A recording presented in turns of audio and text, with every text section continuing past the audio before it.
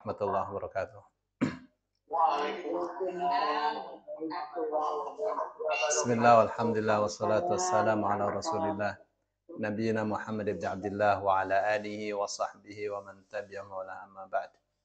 Bapak Ibu yang dimuliakan Allah, memang Islam ini ya mengajarkan kita untuk semuanya serba baik, serba bersih, serba suci. Yang masuk ke akal kita, melalui mata kita, melalui telinga kita, itu juga harus bersih. Ya, jangan mata kita melihat yang kotor, telinga kita mendengarkan yang kotor. Tuh, Islam tuh ngajarin kita tuh seperti itu biar bersih. Ya, orang tiba-tiba nonton film horor buat apa coba?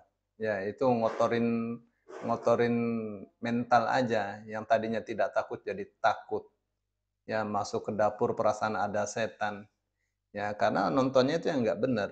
Ya, nonton indigo dan seterusnya nggak ada gunanya itu. Ya, yang ada gunanya itu kalau kita belajar. Ya, kalaupun nonton yang ada sisi pelajarannya. Entah itu urusan akidah, urusan syariah, urusan politik, urusan peluang kerja dan seterusnya itu berguna. Nah, termasuk yang harus bersih itu masuk di hati urusan keyakinan.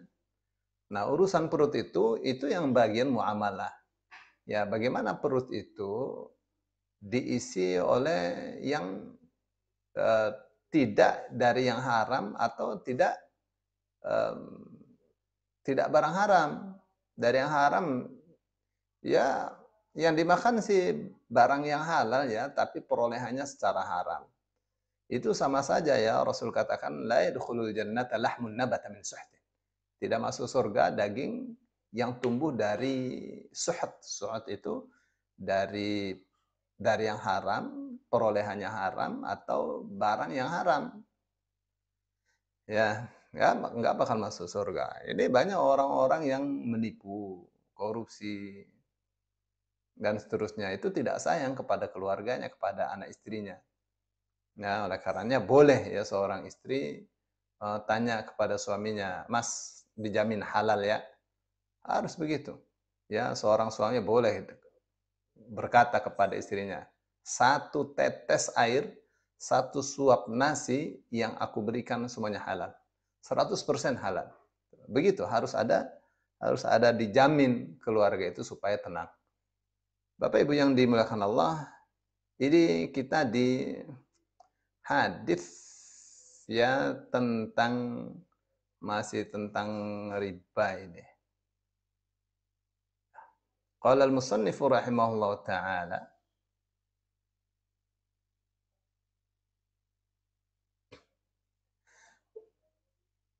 hadisnya nomor 710 ya di penomoran Tawdihul Ahkam ini. Wa an Ubadah bin Samit, dari Ubadah bin Samit radhiyallahu anhu qala, ia mengatakan qala, bersabda Rasulullah sallallahu alaihi wasallam, adz-dzahabu bidz-dzahabi, emas dengan emas, wal fiddatu bil fiddati, perak dengan perak, wal burru bil burri, bur itu biji ya, biji gandum ya, bur. Wasyairu bisyair, gandum dengan gandum. Ya, kalau sudah pemahaman saya, kalau bur itu ya gandum yang sudah dipreteli ya. Wasyairu bisyair, gandum juga itu. Tapi ini kalau dilihat di itunya ya, dia ada beda ya. Gandum yang ada rambutnya, kayak ada bulunya gitu. Ya, kayak saya tidak mengerti apa penamaannya ya. Tapi kalau dibuka di gambarnya jelas beda ya. Wattamru bitamri, korma dengan korma, wal milhu bil milhi, garam dengan garam, mithlan bimithlin, semisal dengan semisal, sawaan bisawa, sama dengan sama. Ya, ya dan biadin, tangan dengan tangan. Fa idza ikhtalafat hadhil asnafu, maka apabila kelas-kelas ini atau golongan-golongan barang ini berbeda, fabi'u kaifa syi'tum, maka juallah semau kalian. Idza kana yadan biadin, apabila yadan biadin, ya apabila cash, ya cash and carry. Rawahu Muslim, haditsnya diriwayatkan oleh Imam Muslim. Jadi ini disebutnya al-amwal ar-ribawiyah. Ya, barang-barang yang ada nilai riba di dalamnya. Kalau emas dengan emas, ya orang jual emas dengan emas harus sama, sekilo dengan sekilo. Ya. Terus harus yadan biadin, tangan dengan tangan, harus serah terima secara langsung. Ya, tidak saya beli ini harga ini, saya beli emas sekilo dengan sekilo. Tapi yang emas saya ntar besok, sekarang saya ambil, nggak boleh. Harus serah terima. Ya, kamu serahkan emasnya, saya terima emasnya, saya serahkan emas kamu. Ya, emas saya serahkan kepada kamu, emas kamu serahkan kepada saya. Sebegitu, sekilo-sekilo. Ya, tidak boleh ada lebih. Ya, itu tuh maksudnya yadan biadin tuh. Begitu juga perak, ya, perak dengan perak, ya harus timbangan harus sama. Ya, terus harus yadan biadin. Ya, yadan biadin tangan dengan cash and carry. Ya, begitu juga misalnya ya, kalau di sini disebutnya gandum dengan gandum, ya, gandum dengan gandum. Entah yang sudah dipreteli, entah yang masih ada di tangkainya. Itu tetap hitungannya harus sama, harus yadan biadin. Ya, harus serah terima, cash and carry. Nah, garam dengan garam. Oh, saya garam halus, ini garam wadak, garam yang kasar gitu. Harus sama, sekilo dengan sekilo. Wah, ini sudah diolah. Ya udah, kalau begitu jangan kamu jual dengan garam lagi, kamu jual dengan uang. Kamu mau beli garam yang halus, ya jual dong garam yang itunya, garam yang masih kasarnya. Ya, tuh masing-masing punya khasiat tersendiri. Ya.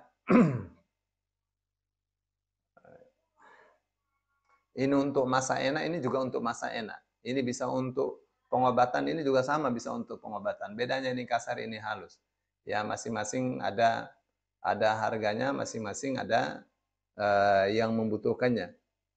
Ya, jadi itu hikmahnya supaya orang yang membutuhkannya mendapatkan barang yang dibutuhkannya. Rasul Shallallahu Alaihi Wasallam katakan, apabila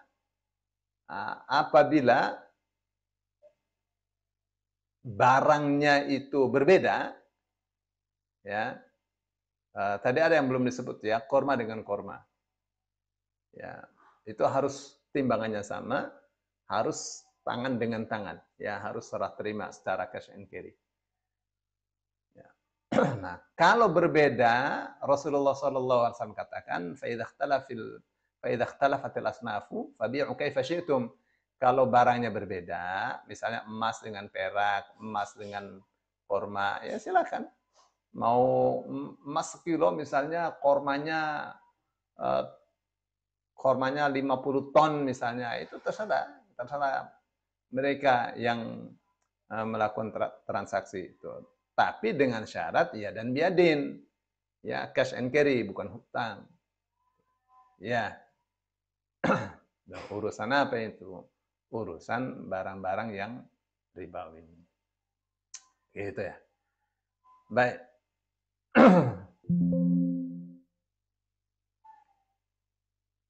Tidak boleh dengan tempo. Ya, barang-barang yang ribawi itu. Baik. Dari Abu Hurairah radhiyallahu anhu. Qala, ia mengatakan, qala Rasulullah sallallahu alaihi wasallam. Rasulullah sallallahu alaihi wasallam bersabda, "Adz-dzahabu bidz-dzahabi." Ya, emas dengan emas. Waznan biwaznin. Ya, timbangan dengan timbangan yang sama, mithlan bimithlin, ya, semisal dengan semisal. Wal fiddatu bil fiddati waznan biwaznin mithlan bimithlin. Ya. Jadi kalau perak dia dengan perak. Terus timbangannya harus sama. Ya, timbangannya harus sama. Faman zada aw istazada fahuwa riba. Siapa yang memberi tambahan atau minta tambahan, maka itu adalah riba. Rawahu Muslim, hadisnya riwayat Imam Muslim. Ya. Ini mempertegas ya. Penulisnya mengatakan hadilah hadithu hiya al-umdatu fil bab. Ini hadis ini adalah hadis rujukan dalam urusan riba. Ini hadis-hadis ini ya.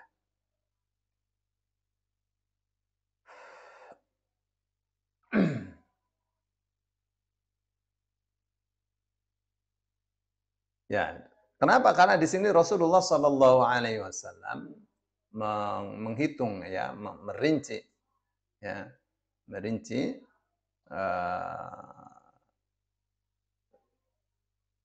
dasar-dasarnya ya. Dan beliau secara jelas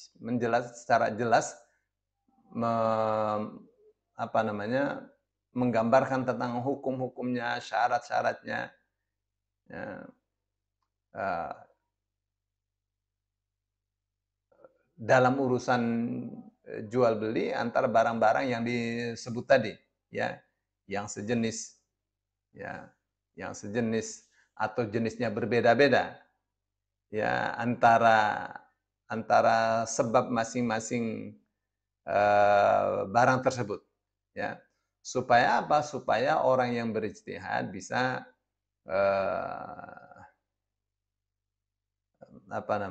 bisa menyampaikan ini kepada orang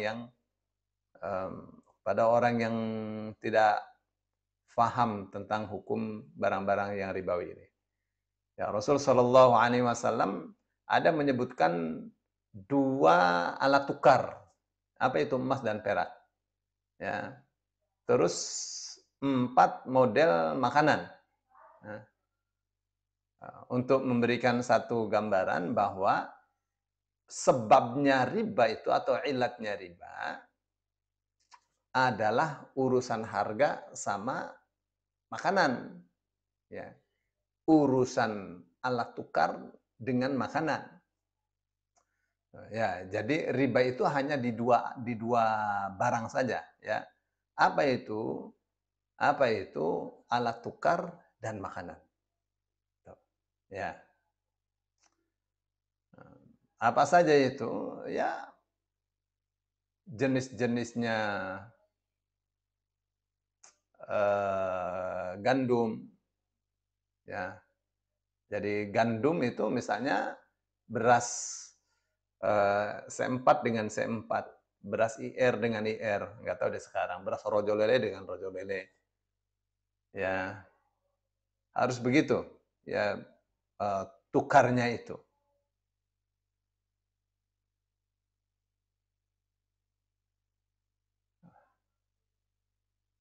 Korma dengan korma. Korma bagus dengan korma jelek. Ya, pokoknya korma dengan korma. Ya. Itu ya. Tuh. Tapi bisa ya kok jual korma dengan garam. Kalau jenisnya sama, maka timbangannya harus sama. Harus ya dan biadin, tangan dengan tangan. Cash and carry. Tapi kalau berbeda, boleh semau kita menentukan harga. Itu yang Rasul Shallallahu Alaihi Wasallam jelaskan kepada kita ya. Ya, jadi semuanya itu, semua makanan itu garam, makanan pokok, korma, ya, makanan pokok yang masih ditangkainya itu dijualnya harus sama dengan sama.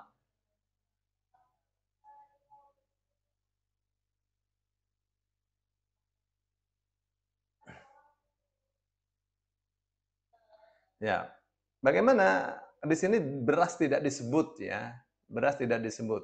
Beberapa ulama mengatakan masuk ke dalam ijtihad ya, seperti misalnya zakat fitrah atau zakat fitri. Nggak ada tuh hadisnya beras itu, ya, yang ada gandum sama kurma. Maka ulama Syafi'i mengatakan ini adalah al-qut al-muddakhar, ya, makanan pokok yang bisa disimpan lama, ya beras. Kalau di kita,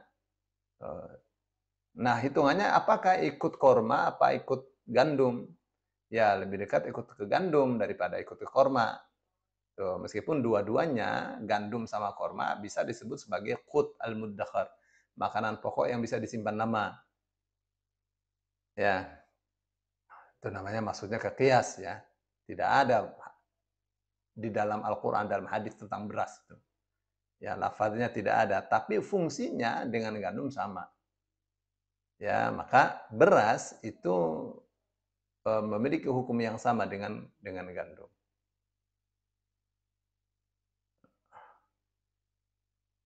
Nah, sekarang ya, beberapa hal yang perlu difahami. Satu jenis apabila dijual dengan jenis yang sama, misalnya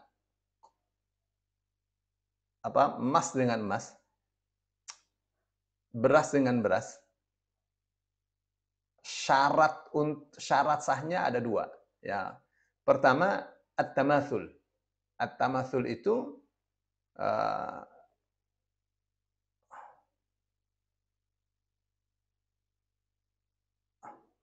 at-tamatsul itu timbangannya sama, ya timbangannya sama, takarannya sama kalau ditakar. Ya, kalau misalnya emas dengan emas, ya udah 1 gram dengan 1 gram, itu namanya tamatsul. Ya, yang kedua at-taqabud, ya dan biadin. Ya, tidak tempo, ya cash and carry itu syarat sahnya. Itu untuk kalau barang satu jenis, ya beras dengan beras, tukar beras. Gitu. Ya udah kamu kasihkan beras sekarang, saya kasihkan beras kamu juga sekarang. Ya dengan timbangan yang sama. Boleh timbangannya yang bagus sedikit, yang jelek banyak gitu. Nggak boleh, harus sama. Tuh lihat tuh. Ya. Tuh, tapi kalau jual belinya itu jenis yang berbeda, ya misalnya emas dengan perak, terus beras dijual dengan korma, ditukar dengan korma, ya itu syarat sahnya cuma satu. Ya, saya jual ini beras dengan korma. Korma 1 kilo, beras 2 kilo. Tapi syaratnya apa? Syarat sahnya harus cash and carry. Ya, untuk barang-barang begini nih. Tidak boleh entar. Ya, saya kormanya belum datang sebulan lagi, tapi saya butuh berasnya sekarang. Nggak boleh. Ya, nggak boleh. Itu namanya bukan jual beli kalau begitu. Ya, bilang saja hutang. Ya, nanti dibayar korma. Gitu ya.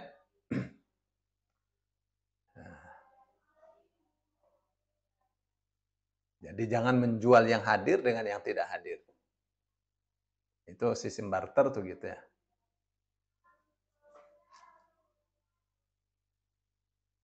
Baik ya. Terus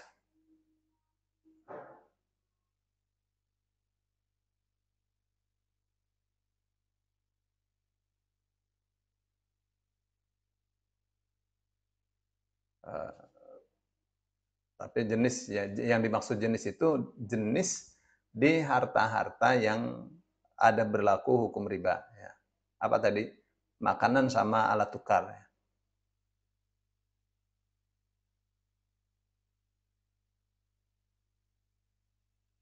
Baik, ini saya baca ya. Ajma'al ulama'u ala tahrim at-tafaduli fi jinsin wahid fi hadhihi al-ajnas as-sittah allati nassa 'alaiha hadits Ubadah ibn Samit. Ya, ulama-ulama ijma' sepakat ya haramnya ada kelebihan dalam satu jenis yang sama. Ya, dari 6 jenis tadi yang tertulis di hadis Ubadah bin Samit. Ya, misalnya emas dengan emas, yang nggak boleh satunya 2 gram, satunya 1 gram.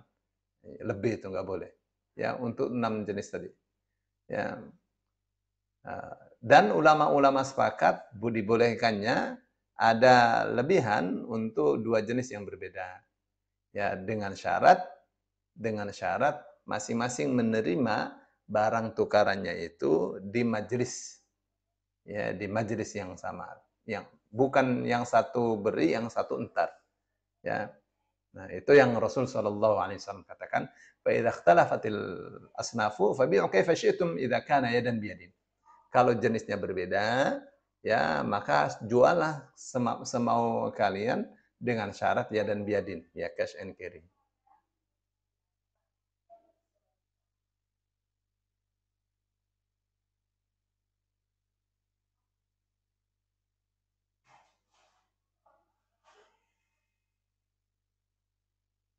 Ya, baik.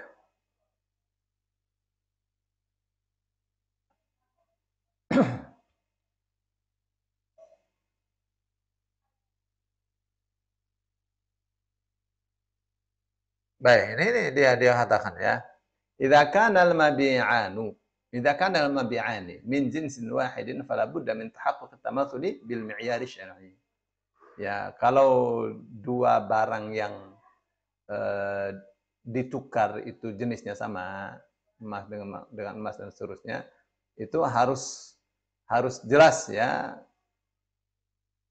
um, ukurannya, kesamaan ukurannya ya dengan ukuran syar'i.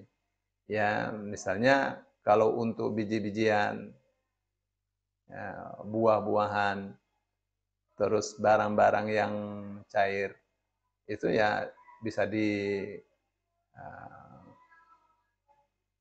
apa namanya, bisa pakai takaran. Ya, ini 1 liter, ini 1 liter. Minyak 1 liter, ya minyak saya 1 liter, minyak kelapa kamu 1 liter, misalnya. 1 liter dengan 1 liter.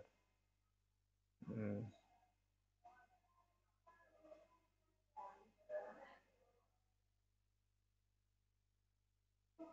Dia katakan fala yasihu bai'u radbihi biyabisihi. Ya, tidak boleh ya jual korma yang masih muda dengan korma yang sudah kering misalnya. Wala bai'u nayyihi bimatbukhihi. Ya. Tidak boleh misalnya jual nasi dengan beras. Ya, beli nasi dengan beras itu nggak boleh. Wala bai'u habbihi bidaqiqihi. Ya, tidak boleh jual biji dengan tepungnya. Ya, saya beli beras, saya beli beras dengan tepung beras, atau saya beli tepung beras dengan beras, nggak boleh. Ya, harus sama-sama. Ya. Terus jadi uh, harus sifatnya sama ya. Allati la yandabitu ma'aha at-tamathul bainal mabi'ain ribawiyain. Idza kana min jinsin wahid. Jadi biji dengan biji ya. Jangan beli biji dengan tepung ya, di jenis yang sama. Tepung beras, beli beras dengan tepung beras nggak boleh. Jual aja berasnya, baru beli tepungnya. Ya, itu yang dimaui oleh hadis ini ya.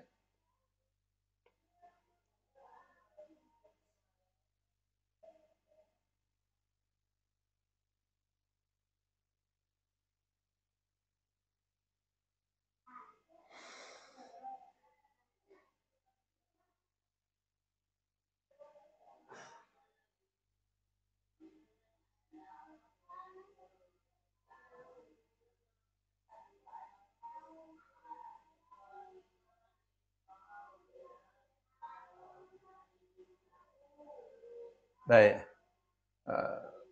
Ibnu Taimiyah mengatakan al-azhar anna illat riba fi dhahabi wal fiddati hiya tsamaniyah lal wazn kama qalahu jumhurul ulama. Wa qala majid hayat kibaril ulama fi qararihim. Innal qawla bi'tibari mutlaq tsamaniyati illatun fi jarayan riba fi naqdain huwa al-azhar dalilan. Wal aqrab ila maqasid asy-syari'ah. Wa huwa ihda riwayat 'anil a'immati Malik wa Abi Hanifah wa Ahmad. Kama huwa ikhtiyaru ba'dil muhaqqiqin min ahli al-'ilmi ka Syekhul Islam Ibnu Taimiyah. Ini ya saya baca ya. Jadi menurut Ibnu Taimiyah, yang paling jelas sebab atau illatnya riba itu, sebab dikatakannya itu riba untuk emas, perak, itu sebabnya adalah urusan harga, ya bukan timbangan, ya.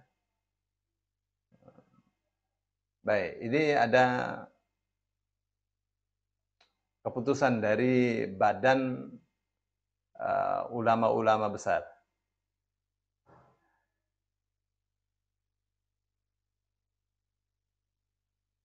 Keputusannya pendapat bahwa uh,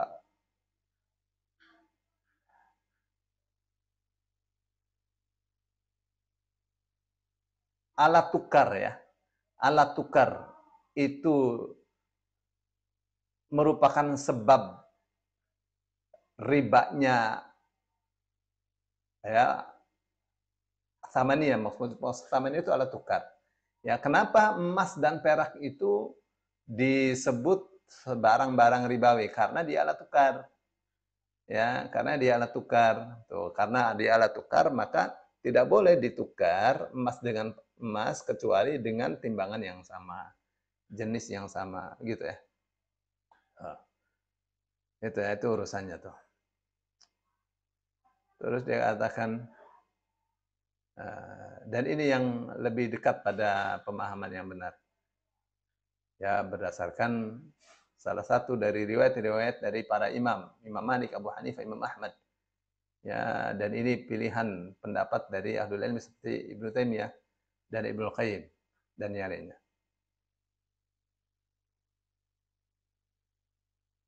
Baik. Majelis fikih, ya, majelis fikih pada organisasi konvensi Islam, ya, atau Rabitah Alam Al-Islami, Ikatan Dunia Islam. Ya, dalam keputusannya nomor 6, ya, pada tanggal 10 bulan 4 tahun 1402 Hijriah, ya, setelah diskusi tentang alat tukar berupa kertas. Ya, kayak kita misalnya dolar dengan rupiah. Itu kan alat tukar juga tuh. Dia katakan binaan ala anna al-asla fi an-naqdi huwa adh-dhahab wal fiddatu wa binaan ala anna illat jaryan riba fi ma hiya mutlaq thamaniyah fi as'al aqwal 'inda fuqaha syariah. Ya, dikarenakan atau berdasarkan bahwa asalnya alat tukar itu adalah emas dan perak, ya, berdasarkan atau karena mengingat bahwa sebab berjalannya hukum riba pada emas dan perak adalah karena dia alat tukar, ya, menurut pendapat yang paling sahih di antara ulama-ulama fikih,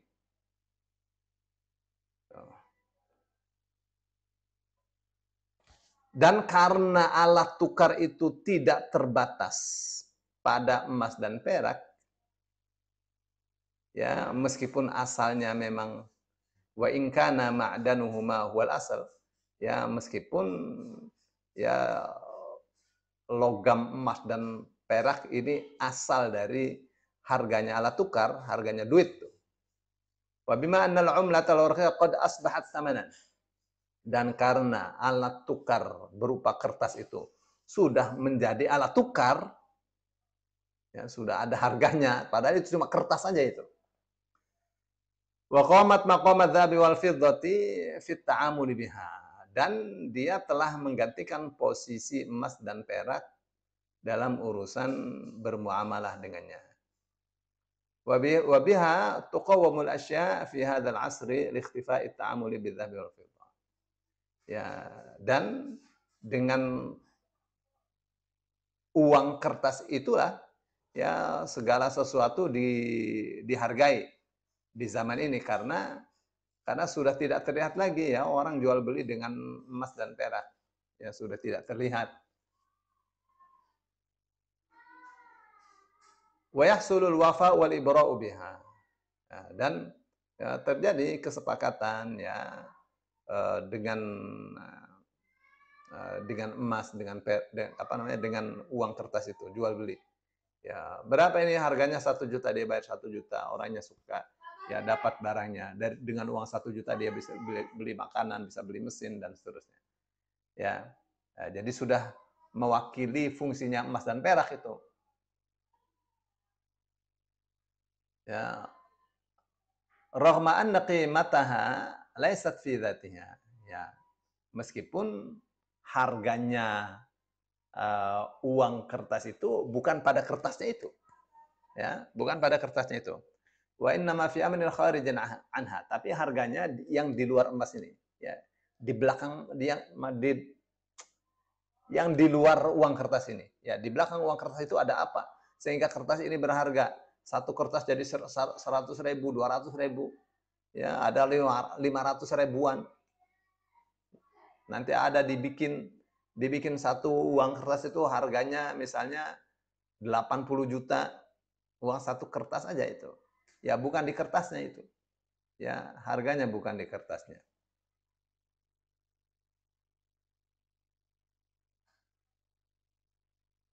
Ya, dan dia katakan wa haitsu inna at-tahqiq fi 'illati jarayn riba fi dhahabi wal fiddati huwa mutlaqu thamaniyah wa huwa tahqiqun fil 'umlati al-waraqiyah.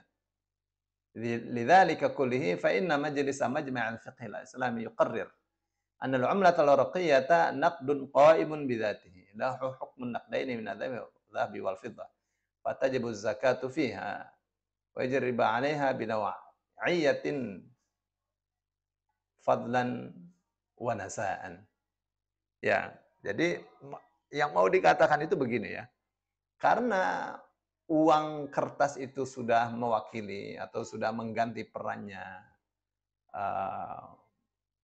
emas dan perak, maka berlaku juga hal-hal yang berlaku pada emas dan perak untuk uang kertas itu.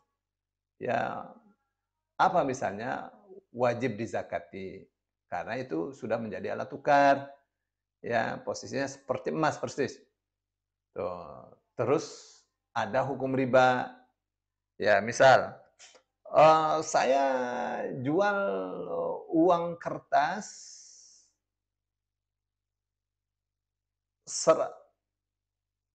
2.000-an, ya.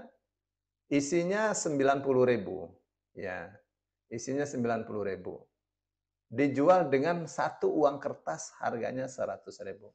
Ya, siapa yang mau recehan 2.000-an?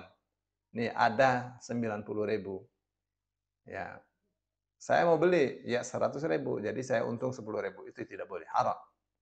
Ya, 90.000 dengan 90.000. Entah ini warece, entah 90.000 dengan 90.000. Ya, jadi sama ya hukumnya dengan emas.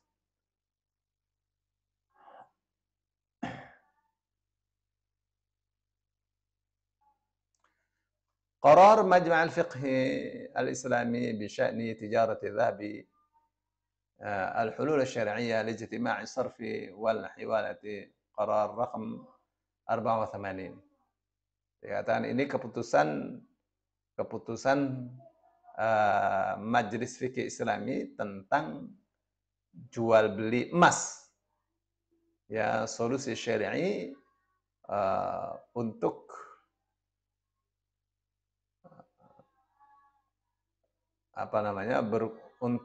untuk berkumpulnya saraf dan hiwala. Saraf itu transfer ya. Ya, transfer dan ya transfer uang. Baik, dia katakan ini Majelis Fikih Islam yang dilaksanakan pada daurah Muktamar ke-9 di Abu Dhabi, negara Emirat Arab, ya, Uni Emirat Arab. Dari tanggal 1 sampai 6 Dzulqa'dah 1415 Hijriah. Bertepatan dengan 1 sampai 6 April 1995 Masehi. Ya, katakan setelah dilakukan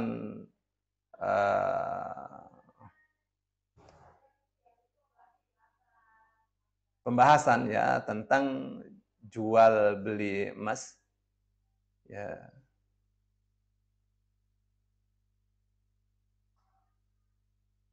judulnya Tijaratul Dzahab al-Hulul Syar'iyyah li Sarfi wal Hiwalah. Ya, jual beli emas sebagai solusi syar'i karena dia bisa untuk uh, untuk bisa ditransfer ya. Uang emas itu bisa ditransfer.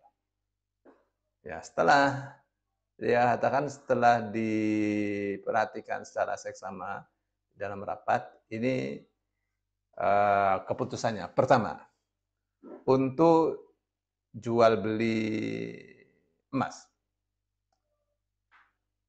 Keputusannya, ya juzu syira'u dzahabi wal fiddati bisyikat al-musaddaqah ala ayyatimmat taqabud bil majlis. Ya, boleh ya membeli emas dan perak dengan cek. Ya, dengan cek yang valid. Ya. Cek. Nggak ada duitnya kan, cuma cek saja, duitnya ada di bank. Ya, tuh. Syaratnya emasnya diberi, duitnya diberikan. Ya, taqabud. Ya dan biadin. Cash and carry.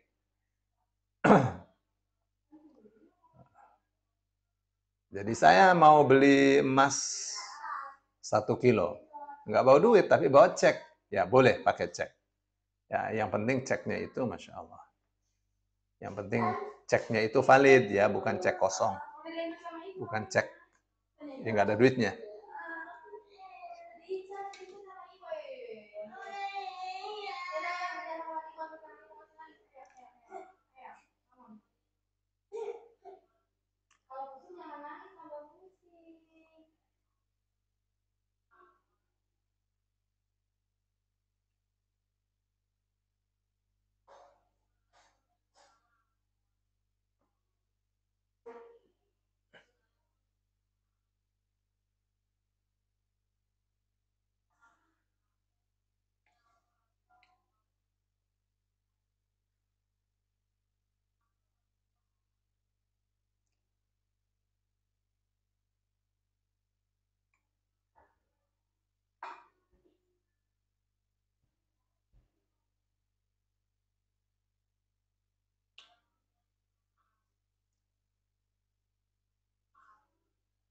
Terus ini ya, dia katakan ta'kidu ma dhahaba ilaihi 'ammatul fuqaha min 'adami jawazi mubadarati dhahabil musawwagh bi dhahabin musawwaghin akthar miqdaran minhu.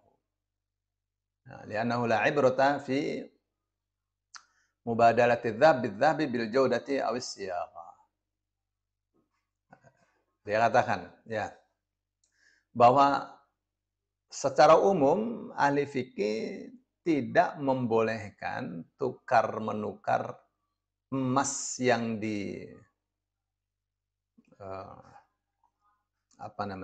emas yang sudah dicetak ya. Emas yang sudah dicetak, emas yang sudah dibentuk jadi perhiasan ya. Dibentuk cincin, dibentuk tukar menukar dengan emas yang sudah dibentuk, yang satu sedikit, yang satu banyak, nggak boleh. Ya. Oh, ini sudah jadi perhiasan, nggak bisa. Ini harganya 1 juta, ini harganya 900.000. Kamu kalau mau ini, ya sini kamu tinggal tambah 100.000, nggak boleh. Ya, nggak boleh. Ya.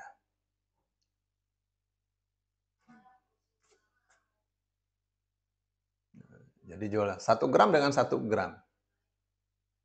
Entah sudah dibentuk, entah tidak dibentuk, itu tidak jadi patokan, ya.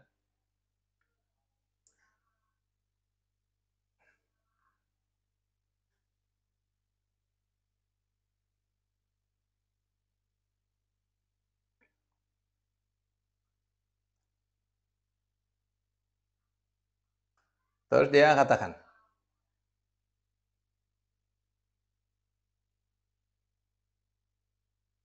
Dia katakan, para ulama tidak melihat ini sebagai satu hal yang penting untuk dibahas. Ya, emas, jual emas dengan emas itu tidak penting untuk dibahas. Ya, mereka bilang nih, hadisnya emas dengan emas itu nggak penting untuk dibahas. Dia katakan, kenapa? Karena sudah tidak dipakai lagi. Orang jual emas dengan emas sudah nggak ada lagi. Ya, karena kenapa? Karena sudah diganti dengan duit, dengan uang kertas. Ya. Wahia idza qubilat bidzahabi tu'tabaru jinsan akhar. Ya, tuh. Nah, uang kertas ini meskipun posisinya mengganti perannya emas, itu berbeda dengan emas sama sekali. Jadi bukan kalau emasnya sekilo, duitnya mesti sekilo. Enggak. Pakai harga emas ini berapa? Emas ini sekilo, harganya sekian ratus juta misal. Ya.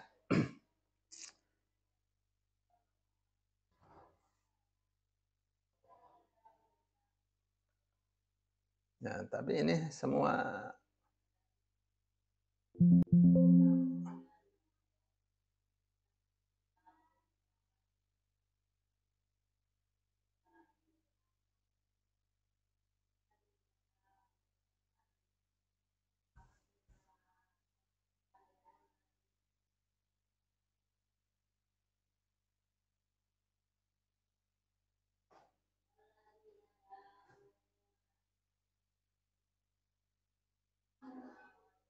ini benar-benar ya, ini pelajaran ekonomi ini. Ya, dia katakan, boleh ya tukar-menukar emas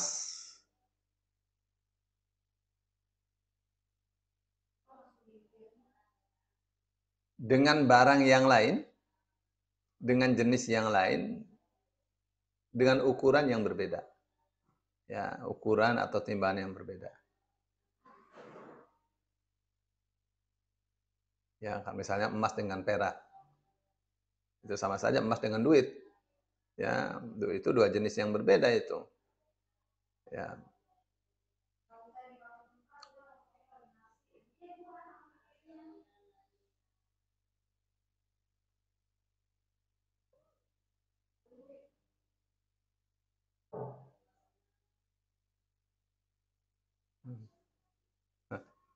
Tapi ini ya akan diperlukan untuk orang yang ini ya, yang main saham nih.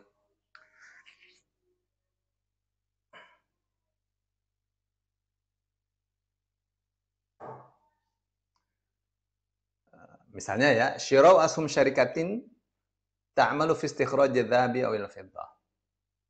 Ya, nanti akan sangat berguna ini pembahasan ya ketika ada jual beli saham satu perusahaan yang bergerak di bidang mengeluarkan atau mengumpulkan ya emas dan perak.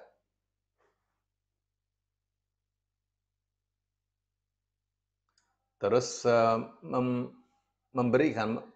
mengalihkan kepemilikan emas ya atau perak dengan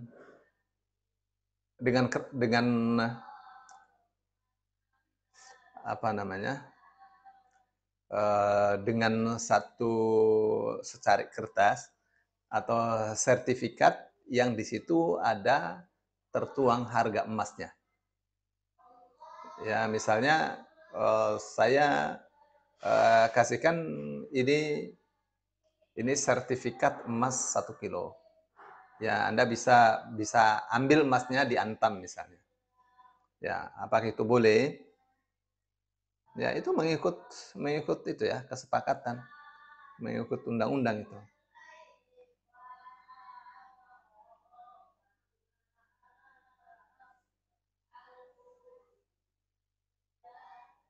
Ya. Terus tentang pemindah bukuan. Ya. orang punya tabungan ya, tabungan dolar sama rupiah. Ya itu kan beda harga kan. Tapi nanti kan akan itu ya akan dilihat berapa harga dolar hari ini. Harga dolar hari ini misalnya 16.340 atau X lah. Ya. Tapi kalau Bapak tukernya sekian, harganya akan tinggi lagi. Berapa tukernya? Kalau tukernya di bawah misalnya di bawah 30.000 dolar, sekian harganya, di atas akan lebih tinggi lagi. Ya, apakah boleh seperti itu? Nah, ini ya keputusannya nih. Ya, dia katakan boleh. Ya.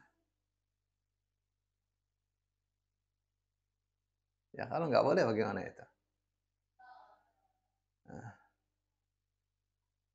Dia kata al-hawalatul lati tuqaddimu mabaligha bi'umlatin ma wa yarghabu talibuha tahwilaha bi nafsi al-umlati jaizatun syar'an.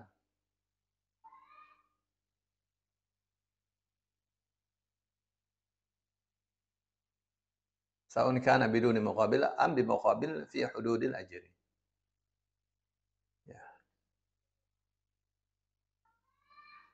فإذا كانت بدون مقابل فهي من قبيل الحوالة المطلقة عند من لم يشترط مديونية المحال إليه وهم الحنفية dan seterusnya. Baik, ini urusan-urusan zaman sekarang juga sebenarnya ya, tentang ini ya, tentang orang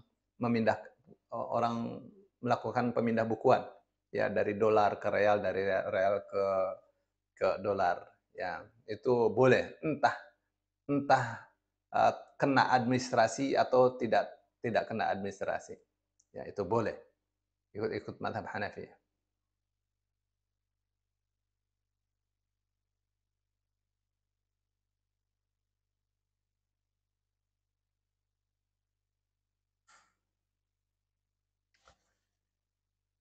Ya.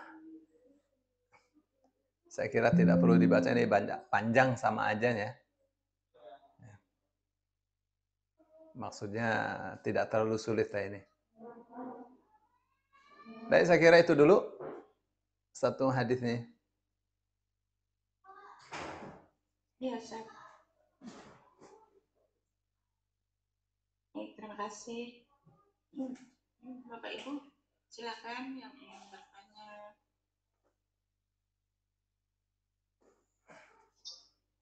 Assalamualaikum Ustaz. Wassalamualaikum warahmatullahi wabarakatuh. Sehat-sehat sama Ustaz, Bu Nini. Amin. Amin. Ibu juga Aku mau tanya nih, Ustaz. Aku kan sering banget nukerin uang 500-an atau 1000-an. Karena tujuan aku untuk di mobil ya. Gitu. Nah, aku biasanya sih tuker misalnya 100.000 jadi 110. Itu gimana tuh hukumnya, Ustaz? Aku sih kalau setiap nuker aku istighfar gitu, Ustaz. Karena kan tujuan aku buat kasih Pak Ogar ya, gitu, daripada kita ribut gitu kan. Terus kadang-kadang kita nyari juga susah gitu kan. Jadi aku kalau nuker pakai lagi, ya Allah aku nggak mau riba gitu kan. Itu gimana tuh, Ustaz? Ya, itu riba. Itu riba. Nggak usah ditanya, itu udah riba. Oh gitu kan.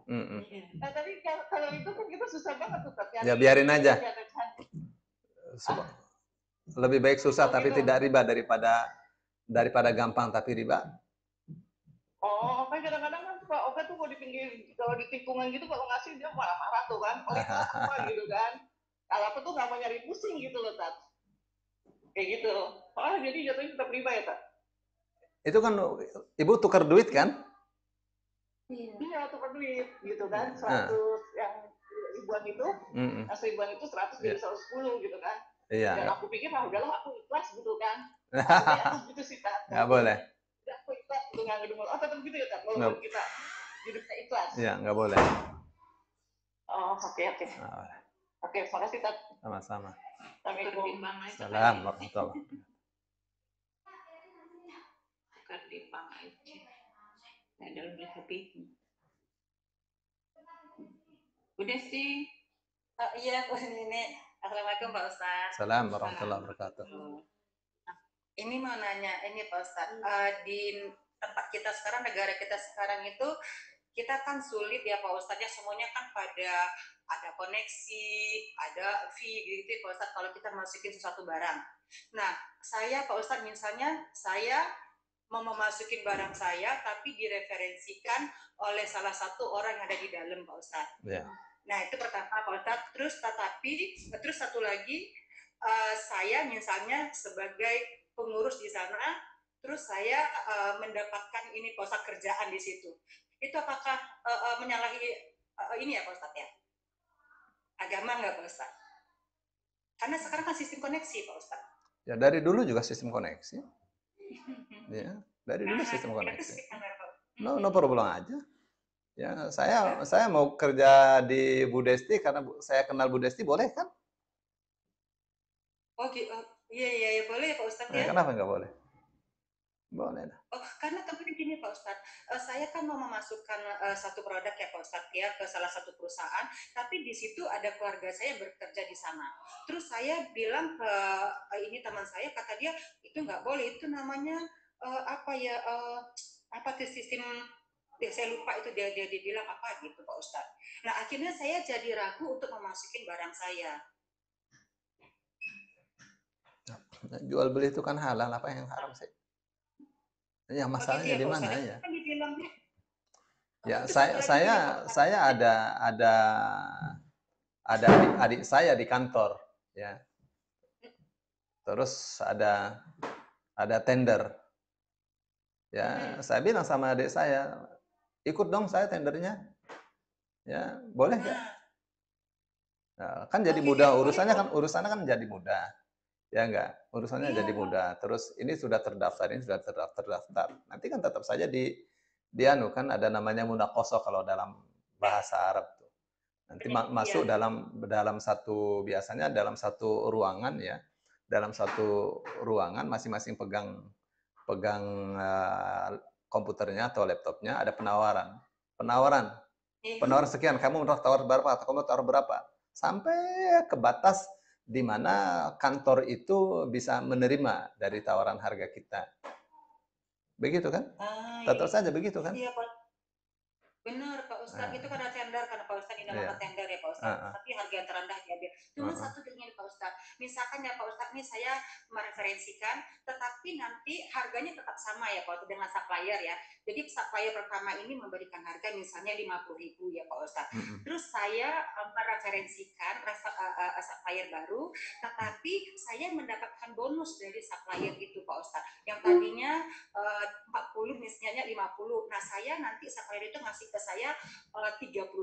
Jadi yang 2.000 ini yang bonus untuk saya. Nah itu boleh nggak Pak Ustadz? Bu Destinya kerja di kantor itu? Oh tidak Pak Ustadz, tapi ada orang kenalan saya yang mereferensikan Pak Ustadz. Tapi saya tidak kerja di situ. Iya. Tapi saya dapat dari tempat, tapi harganya sama Pak Ustadz dengan supplier. Iya, no problem aja, boleh. No problem Pak Ustadz? No problem. Oh, ya soalnya ini ada kerjaan Pak Ustadz. Ya, no problem aja. Yang problem itu kalau Bu Desti kerja di kantor situ, Bu Desti tugasnya memang pengadaan barang. Itu akan jadi problem besar itu. Ya, dari sananya misal. Tapi kalau yang mereferensi saya ini dia yang pengadaan barang Pak Ustadz. Nah, itu gimana Pak Ustadz? Ya, masalahnya posisi Bu Desti itu di mana? Dalam perusahaan itu atau di luar perusahaan itu? Tidak, kalau di luar. Di luar. Gitu, Pak. Ya, enggak, no problem aja di luar itu. Ya. Oh, gitu ya. Iya. Yang problem itu kalau Bu Desti jadi bagian pengadaan barang, ya, terus dari supplier harganya sekian, nanti Bu Desti dapat persenan dari supplier itu yang problem itu nggak boleh. Iya begitu Pak Ustadz. Jadi kan gini Pak Ustadz, harusnya supplier ini kan mengasih misalnya ke perusahaan A. Dia mengasih ke perusahaan A biasanya 50 Pak Ustadz. Tetapi karena saya bisa memasukkan dia atas referensi yang lain, itu dia bisa memberikan bonus ke saya. Tapi saya tidak menaikkan, tapi dia memberikan bonus. Jadi kerugian itu ada di pada dia Pak Ustadz. Karena seharusnya dikasih ke orang 50, dikasih ke siapa 38. Berarti dia kerugiannya sama dia gitu Pak Ustadz. Bukan masalah kerugiannya itu. Posisi Bu Desti itu di mana? Di luar Pak Ustadz. Bukan di kantor yang menerima barang kan?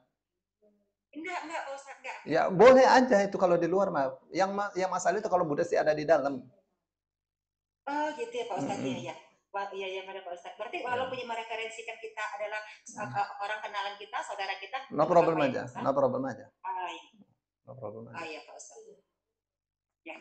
Terus satu lagi Pak Ustadz, Ya. misalnya Pak Ustadz, ada seseorang kenalan teman kita, dia membutuhkan uang Pak Ustadz. Dan terus membutuhkan uang ini, tapi dia istilahnya gini, Pak Ustadz, dia ada bukan menggadaikan, jadi dia ada terhambat sama dia punya apartemen.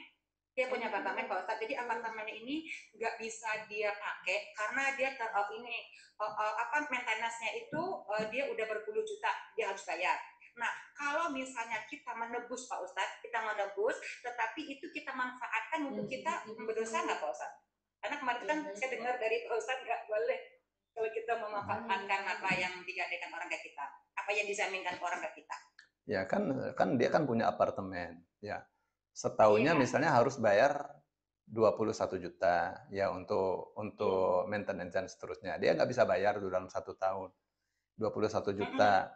Ya. Nah, Bu Desti tebus itu 21 juta. Dikasihlah kuncinya, bisa akses ke situ. Nah, waktu Bu Desti mau tebus tuh akadnya bagaimana dengan orang yang punya apartemen? Gitu, lihat akad. Nah, misalnya karena itu sahabat, lu pakai aja itu 2 tahun. Ya, berarti Bu Desti tebus 21 juta, itu diperbolehkan untuk memanfaatkan 2 tahun. Ya, nanti harus jelas, boleh nggak saya sewakan selama 2 tahun itu? Ya, nanti uangnya untuk saya. Gitu kan, daripada dia, nanti sepakatan aja. Sepakatan aja, karena itu kan Bu Desti bukan menghutangkan kan. Enggak, Pak Ustadz, meminjamkan karena kasihan kan Pak Ustadz. Oh, kalau meminjamkan nggak boleh ambil manfaatnya. Oh enggak, maksudnya gini Pak Ustadz, saya kan meminjamkan ke dia, tapi saya bilang nanti, tapi punya kamu saya boleh memanfaatkan, misalnya untuk saya untuk saya pakai, atau nanti untuk saya sewakan ke orang juga gitu Pak Ustadz. Oh, itu riba. Tapi di akad itu kan yang ngomong. Nggak boleh. Nggak boleh Pak Ustadz. Nggak boleh.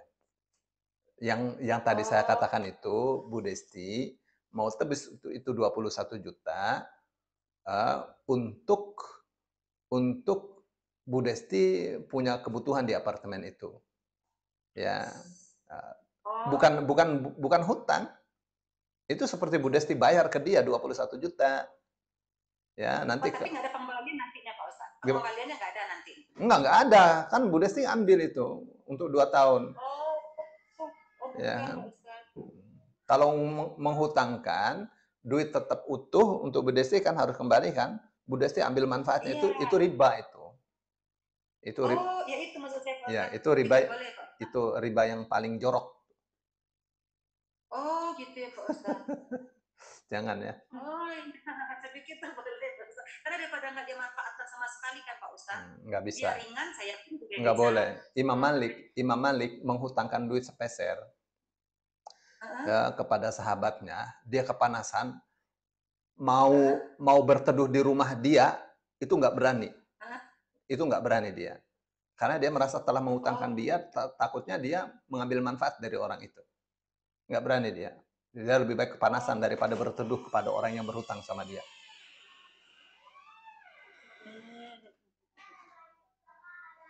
Gitu deh Bu Desti. Jadi yang tadi saya katakan boleh dengan hitungan yang jelas. Ya, 21 juta, tebus 21 juta. Ya, untuk 1 tahun tuh, untuk 1 tahun pemakaian. Jadi Bu Desti nikmatilah 21 juta tuh untuk 1 tahun. Ya. Jadi seperti Bu Desti bayar untuk 1 tahun 21 juta itu Bu Desti pakai. Tuh. Terus kawan Bu Desti misalnya katakan boleh 2 tahun ya. Ya lu bisa gunakan untuk disewakan apa segala. Udah, Bu Desti nyaman, dia nggak punya hutang. Ya, gitu. 2 tahun itu misalnya 1 bulannya 3,5 juta, dapat untung banyak. Ya, gitu deh. Bukan duit mesti kembali, Bu Desti pakainya itu riba itu. Itu riba yang paling jorok tuh. Tapi kalau di perjalanan waktu dia bisa membayar sebelum 2 tahun itu nggak benar. Maksudnya gini, Pak, kan kita ini udah selesai ya, Pak, maksudnya bukan hutang. Tapi kita memakai itu, tapi selama sebelum 2 tahun itu katanya aku butuh itu, boleh nggak aku kembalikan duitmu lagi? Tapi saya itu beralih lagi ke saya ini apartemennya. Itu gimana? Begini ya, itu 21 juta, akadnya hutang. Terus Bu Desti dipersilakan untuk pakai, jangan mau. Aku nggak mau pakai. Dikasih manfaat, iya, jangan mau. Oh gitu ya, Pak. Nggak boleh. Jadi kalau kita menghutangkan, jangan kita ambil manfaat dari orang yang dihutangkan, itu riba. Oh gitu ya, Pak. Mantap, kalau menyangkut ini, misalnya soal gade menggade, dia misalnya gade mobil ke aku, terus dia minta tempo 3 bulan, terus dia bilang, nanti aku pulanginnya berapa? Gitu kan? Enggak, pulanginnya balik lagi asal, gitu kan? Ibu gade 30, ya udah balikin 30, aku bilang gitu kan. Tapi kalau misalnya saya kasih ibu lebih, boleh? Ya aku nggak mau riba ya. Itu gimana tuh, Tat? Ya, jadi begini, memang Rasul SAW kan sering pinjam kepada sahabatnya kan. Ya, tuh. Beliau kalau pinjam selalu kasih lebihan. Tuh, tapi tidak di awal ngomong. Ya, nanti saya kasih lebihan buat kamu ya, bukan riba. Nggak boleh. Jangan diomong di awal. Ya, Bu. Ya, jadi bilang tapi saja. Kadang kita kalau takut ya Pak Ustadz, kita masih gini, kita tahu nih Pak Ustadz itu nggak boleh. Tapi kita melakukan karena kebutuhan. Misalnya kayak ini kita kan kebutuhan, kita kan juga butuh. Kayak ini kakak saya ya Pak Ustadz, dia kan udah pensiun. Terus ada yang meminjamkan uang ke dia, tetapi dia dapat bulanannya Pak Ustadz. Memang dia mengharapkan dari situ. Nah karena itu untuk kebutuhan Kak Pak Ustadz. Sementara duitnya ini kan nggak bisa berputar kalau dipinjamin orang Pak Ustadz. Nah kadang kalau kita udah tahu ini, terus kita membiarkan orang melakukan, kadang takut juga kan Pak Ustadz, mending kita nggak tahu kali ya Pak Ustadz ya.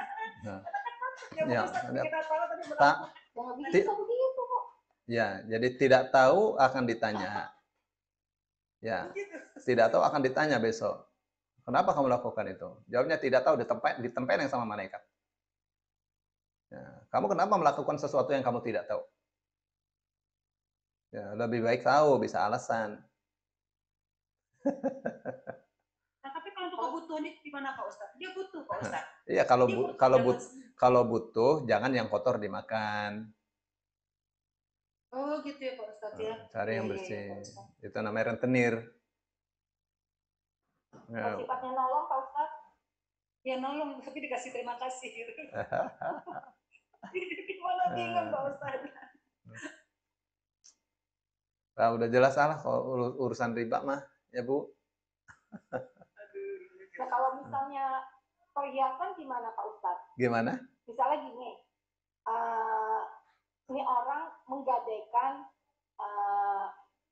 emasnya ke pegadaian, gitu kan? Nah itu dia tidak bisa membayar atau menebus, apalagi kan udah waktu jatuh tempo. Akhirnya ditolong untuk menebus perhiasan itu. Akhirnya kembali ke orang itu, tapi yang nolongnya itu tuh tidak menerima emas.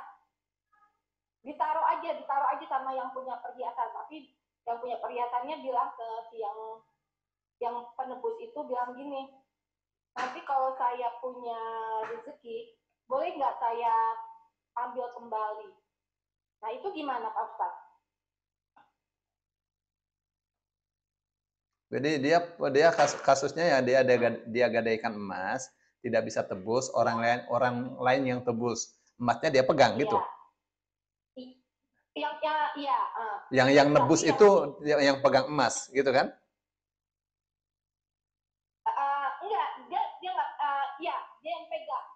Dia pegang. Ya, dia pegang emas itu sebagai borah supaya kawannya ini bisa ambil emasnya ini dengan mengembalikan uang tebusan itu kan. Misalnya 90 juta kan sudah ditebus kan. sekarang posisinya tidak di Pegadaian. Kalau di Pegadaian berat ya. Entah Pegadaian syariah, entah Pegadaian non syariah tetap berat. Karena ada mesti bayar boxnya. Ya kan per bulan berapa bayar untuk boxnya itu? Untuk box penyimpanannya itu. Bayar terus, berat. Nah, sekarang posisinya ada di kawan dia. Ya bayar 90 juta. Ya. Itu bukannya riba ya Pak Ustadz ya? Karena kan sesuai sama yang dia pinjam ke Pegadaian gitu loh.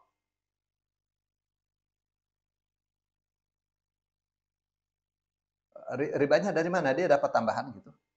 Enggak ada sama sekali. Iya, enggak. Ya bukan riba lah. Aja gitu loh Pak Ustadz. Ya, karena kan yang punya perhiasannya kan bilang gitu, nanti kalau saya punya rezeki, saya tebus ya. Iya, tebus lah. Ya harus ditebus lah kalau punya rezeki. Ya, itu dia sudah menolong itu, sudah tidak di tangan yang duitnya jalan terus harus bayar. Yang ini pakai bunga, yang ini pakai sewa, sama-sama berat. Iya. Satu lagi Pak Ustadz, misalnya kita bekerja di suatu perusahaan, kita misalnya bagian marketing, si customer-nya itu mau ngasih ke kita sesuatu gitu untuk kita, misalnya seperti hadiah, kasih makanan lah, tapi si kitanya tidak mau menerima hanya kita aja gitu. Dia bilang gini, kalau ngasih saya karena takut ditegur dengan teman atau atasan, lebih baik satu departemen gitu loh. Jadi tahu semua gitu loh. Itu gimana Pak Ustadz? Nah, itu customer-nya senang gitu loh. Saya ngomong seperti itu. Oh iya benar ya. Akhirnya benar itu Pak Ustadz. Jadi satu departemen itu dapat semua Pak Ustadz. Ya. Jadi ini namanya terbalik. Biasanya yang jualan itu yang nyogok supaya diterima kan barangnya. Nah, ini customernya yang mau kasih karena dia duitnya banyak. Iya, dia langganan Pak Ustadz. Ya, gitu loh. Ya. Selagi itu tidak ada unsur sogok menyogok, itu kan bukan sogok menyogok kayak gitu kan. Iya. Ya, nah, itu no problem aja. Yang sogok menyogok itu kalau Bu Dewi masukkan barang ke perusahaan itu, Bu Dewi kasih persen kepada kepada customer itu sogok itu. Ya, itu yang gratifikasi supaya diterima bayar 10% misalnya. Ya, itu nggak boleh. Ini kan kebalik, customernya yang ngasih kan, bagus dong. Iya. Iya, customernya ngasih. Kadang-kadang dia bilang gini, ini saya kasih ini. Terus boleh nggak kalau saya mengasih uang gitu? Nah, saya bingung kayak gitu, uang. Waduh, gimana ini? Ya makanan dulu. Tapi ada customer yang memang bilang saya tidak ada niat apa-apa. Saya tetap akan minta akan kasih uang ke kamu gitu. Nah, itu gimana Pak Ustadz? Ya, no problem aja. Enggak apa-apa, itu bukan riba itu. Bukan riba, itu kan dia mungkin ya bukan riba lah. Ya, saya misalnya jualan jualan roti ke kantor.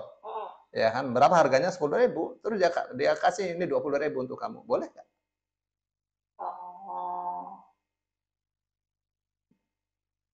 Oh iya. Syukuran Pak Ustadz.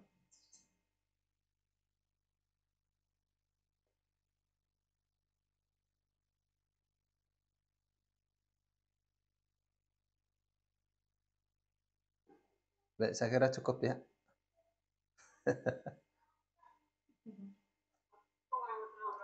Assalamualaikum warahmatullahi wabarakatuh. Untuk penulisan duriyatiknya itu iya-nya panjang atau enggak Pak Ustadz? Soalnya saya ada bacaan yang iya-nya panjang, ada yang enggak. Dzurriyyati boleh. Dzurriyyati boleh. Ya, dua-duanya boleh. Dua-duanya boleh. Iya. Ini Pak Ustadz mengenai yang pembahasan kemarin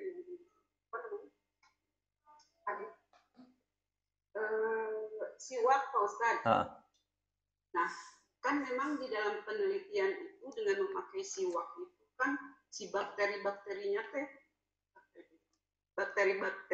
itu kan menjadi hilang gitu ya Pak Ustadz, menurut penelitiannya. Nah kan itu menjadi mengapa kita dengan bersiwak itu mulut kita itu tidak menjadi bau gitu kan. Nah saya kan cerita nih Pak Ustadz sama teman saya, kalau misalkan dengan bersiwak, misalkan mau puasa nih, setelah wudhu terus kita bersiwak. Nah nanti kalau puasa itu jadi tidak bau Pak Ustadz, mulutnya itu jadi tidak bau seperti yang kalau tidak memakai siwak gitu. Nah teman saya bilang, lah bukannya kalau puasa itu baunya itu seperti kasturi katanya, berarti kamu nggak dapet dong baunya seperti orang puasa. Nah itu gimana Pak Ustadz?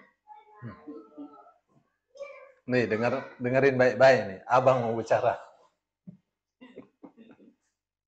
Itu ya, memang hadisnya kan mengatakan walladzi nafsu Muhammadin biyadihi la khulufa fami shaimi atyabu 'inda Allah min rihil misk. Demi Muhammad yang demi Allah yang jiwa Muhammad berada di dalam genggamannya, sungguh bau mulutnya orang puasa itu lebih wangi di sisi Allah. Di sisi Allah ya, daripada wanginya minyak misik. Itu sebenarnya sedang berbicara tentang menjaga mulut. Ya, jadi orang berpuasa itu jangan suka marah, jangan ngomong keras-keras, jangan berdebat. Ya, yang seperti itu dilarang orang yang berpuasa. Ya. Jadi kenapa dilarang? Karena mulutnya orang berpuasa itu wangi di sisi Allah. Nah, kalau orang menghina orang lain, mulutnya jadi bau. Nah, mulutnya jadi tidak wangi di hadapan Allah. Nah, pertahankan kewangian itu dengan tidak berdebat, dengan tidak menyakiti orang lain, dengan tidak menghina orang lain, ya, dengan menjaga volume bicara yang rendah. Ya, itu sih sebenarnya ya. Terus kalau menurut Imam Syafi'i memang kalau matahari sudah tergelincir, sudah mulai waktu zuhur, itu makruh hukumnya sikat gigi. Karena menghilangkan bau. Ya, itu mazhab Syafi'i itu. Tapi mazhab yang lainnya nggak ada masalah. Rasulullah SAW saat puasa juga selalu siwak, pakai siwak. Ya, setiap mau wudu pakai siwak, mau sholat pakai siwak. Ya, meskipun dalam keadaan puasa, itu yang dilakukan oleh Rasulullah SAW. Ya, baunya mulut itu bukan dari sini saja, dari dalam, karena kosong maka bau. Ya, ya. Jadi bau yang tanpa ini itu bagi Allah itu wangi sekali. Kapan? Apabila mulut ini dijaga, ya, dijaga volume bicara, dijaga bahasa, ya, supaya tidak menyakiti orang lain. Nah, itu mulut yang wangi. Kita tidak puasa, tapi kita menjaga mulut kita, bahasa kita bagus, itu mulut wangi. Ya, itu sudah jadi sastra kita loh. Wow, mulutnya busuk. Kalau orang yang mulutnya jahat tuh. Nah, begitu ya. Jadi ada benernya juga kawannya Bu Rida tuh. Ya, kalau orang puasa sikat pakai siwak jadi nggak bau mulutnya. Tuh, padahal semakin bau semakin wangi. Gitu nggak logikanya? Ya. Nah, itu logika ya tuh. Logika itu bisa saja kita tidak kita bisa perhalus ya. Ya. Bagaimana itu kita tahu? Karena hadis ini tidak berdiri sendiri. Hadis ini panjang. Ya, hubungannya dengan apa? Hubungannya dengan menjaga mulut. Orang puasa tuh harus wangi mulutnya. Harus wangi di sisi Allah. Dengan cara apa? Dengan cara menjaga volume bicara, menjaga bahasa, supaya bahasa ini yang keluar dari mulut ini yang bermanfaat. Itu ya Bu. Jadi sebenarnya tidak ada urusannya dengan sikat gigi. Itu sikat gigi mas kapan saja sunnah. Saya berpikir bahkan saya menjalankan sunnah Rasul untuk sebelum sholat itu bersiwak kan Rasulullah itu. Ya, itu dia. Itu udah benar ya. Ya, tapi tadi pentingnya ya, penting untuk difahami. Ya, yang dimaksud itu yang Rasul katakan, demi Allah, mulut orang puasa itu wangi di sisi Allah. Lebih wangi daripada minyak misik. Ya. Maksudnya apa tuh? Itu kan terakhir tuh. Maksudnya mulut tuh mesti dijaga. Jangan nyakiti orang. Volume itu harus dijaga. Lagi puasa jangan teriak-teriak. Nggak mesti dijaga. Tuh. Karena apa? Karena orang puasa itu mulutnya wangi di sisi Allah. Jadi dijaga. Nggak pantas orang mulutnya wangi di sisi Allah terus ngomongnya nggak benar, jadi tidak wangi. Nggak ada hubungannya dengan sikat gigi sebenarnya itu. Hubungannya dengan menjaga bahasa, menjaga volume bicara. Ya Bu? Tuh, jadi kapan ini terjaga dengan baik, mulut itu wangi di sisi Allah. Ya. Barakallahu fikum Pak Ustaz, jazakallahu khairan. Ya, pasti jarang baru mendengarkan begini kan? Baru Pak Ustaz, makanya saya bingung kemarin teman saya bilang begitu. Kenapa? Karena rata-rata orang lihatnya potongan di akhir aja, di atasnya nggak dilihat. Ustadz, ya nggak Bu? Ustadz juga manusia, terkadang ya ambil yang mudahnya saja, di atasnya nggak dilihat. Tuh, padahal itu berkait berkelindan.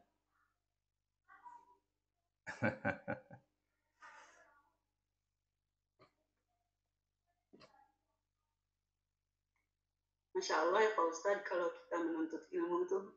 Ya, Insya Allah. Insya Allah. Allah selalu bimbing terus kalau orang niat menuntut ilmunya baik karena Allah, Ibu.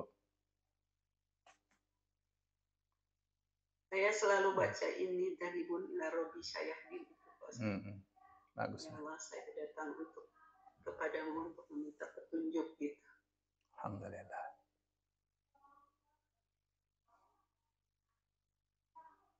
Nah ini Pak Ustadz, aduh pertanyaannya nyambung karena saya barusan teringat.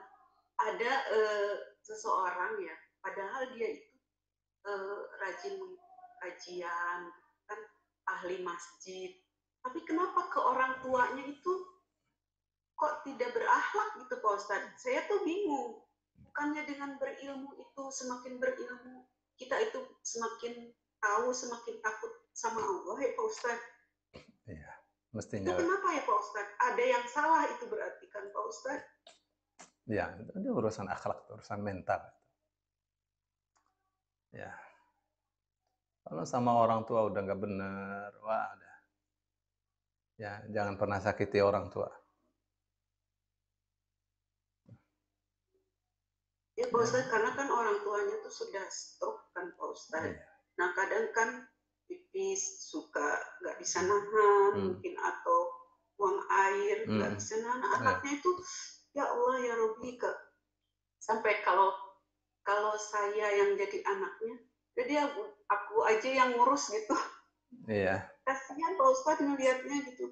Tapi saya tuh bingung, kenapa kan dia tuh ahli masjid. Berarti kan suka mendengarkan ceramah, tapi kenapa kok begitu gitu? Saya tuh bingung, benar bingung. Gak habis pikir gitu Pak Ustadz. Kan semestinya dengan kita menuntut ilmu itu kan kita menjadi tahu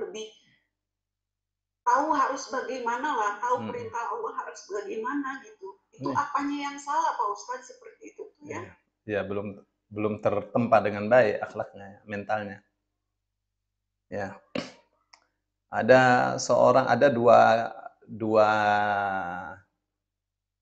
dua gadis ya.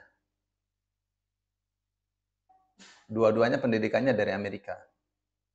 Ibunya dirawat di rumah sakit Islam di Cempaka Putih itu apa namanya? Yarsi ya. Ya, dirawat di situ. Ya, ibunya pipis di situ, buang air di situ. Jadi setiap buang air, suster panggil sus, tolong. Jadi yang openi itu susternya, bukan anaknya. Jadi akhirnya ada ustadz yang melihat, loh kok begitu ya?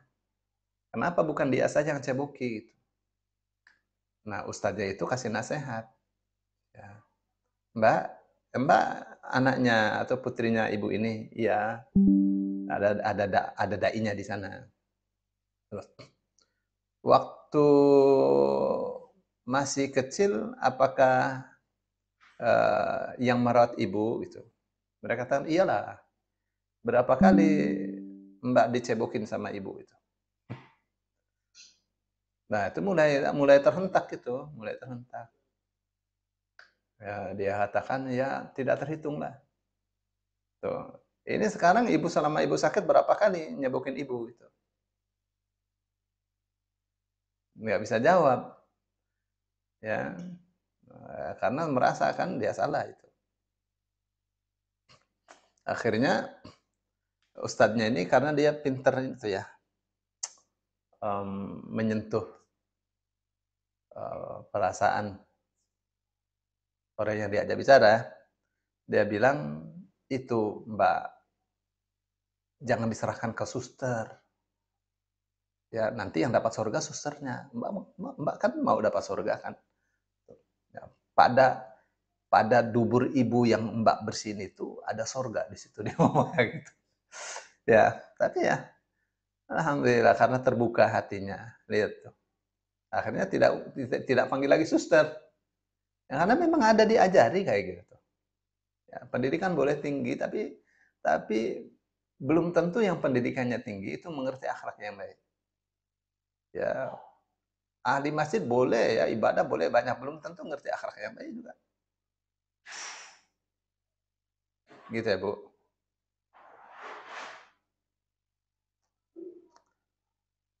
Baik, ada lagi? Cukupkah?